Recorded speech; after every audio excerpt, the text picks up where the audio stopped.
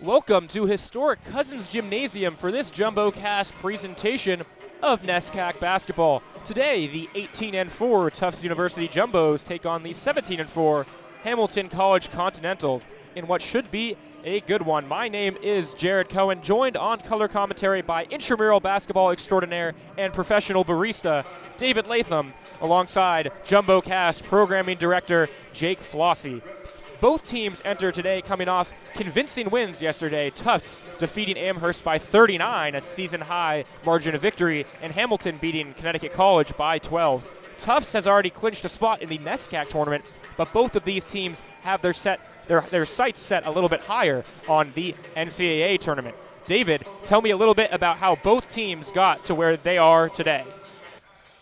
Yeah, so take a look at these numbers. This should be a good matchup. You're going to look down both sides of this sheet and see a lot of the same stuff.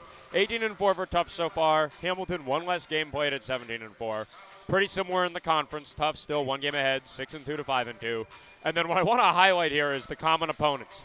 Not only are they both 5-2, they have all the exact same wins and the exact same losses. The only out-of-conference game you'll notice is wins for both teams against Widener.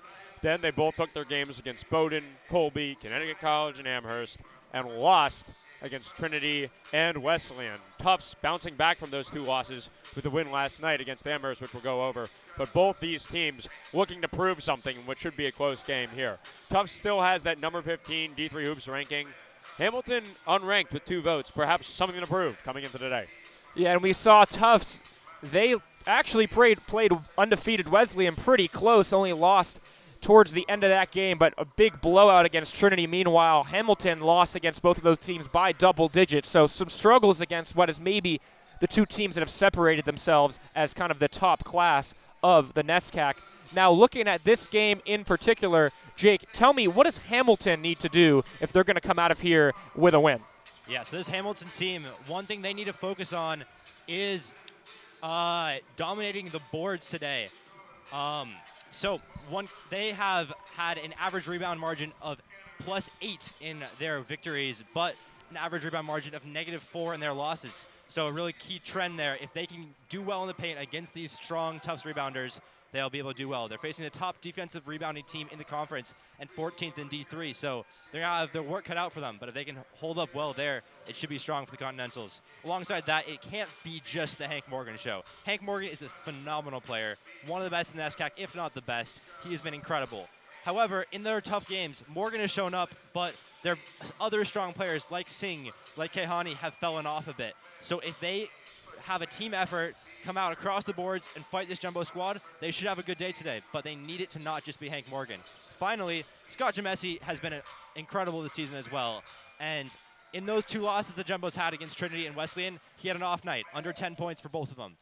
So if they can shut him down tonight and make sure that he can't get on the board, get on a roll like he has in big games against teams like Con College, the Continentals will do quite well. But if Jamesi's rolling, it's hard to stop the Jumbos. Absolutely, Jake. And on the flip side, David, Tufts coming off a big win, 39 points last night. What do they need to do? Yeah, I mean, one thing I want to talk about first in terms of the rebounding battle we just discussed. Hamilton, these last 4 really important NESCAC wins, they've lost the rebounding battle in all of them. So that's something they've been able to overcome so far. But this game might be a little bit different. They're going to need to show up on the glass. They have the height. Looking down this roster, they're going to need to crash a little bit harder in this game. For Tufts, keep the 3-ball going.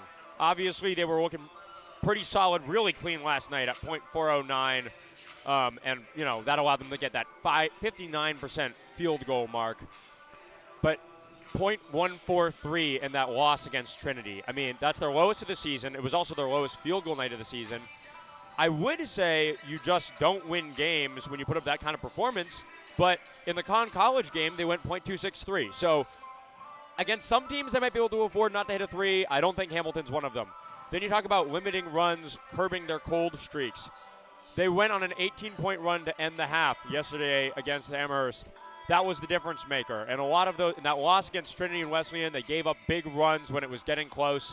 That needs to be something they're able to put the brakes on when another team gets hot. We know Hamilton can shoot the 3-ball.